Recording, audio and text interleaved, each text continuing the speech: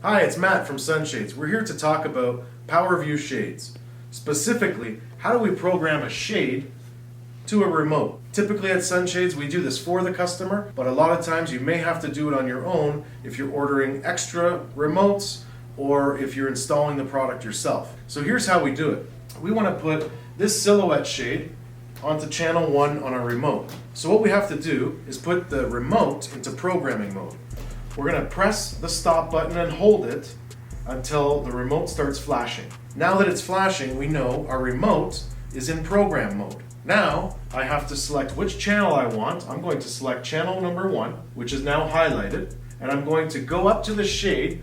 I'm going to press the motor button and the open button, and the shade will turn green in the light and will also jog. Now I know that the shade is programmed to the remote. Take the remote out of program mode by pressing and holding the stop button again until the light goes off.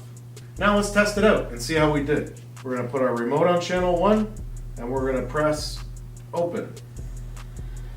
Simple as that. That's how to program any shade to a Hunter Douglas Powerview remote.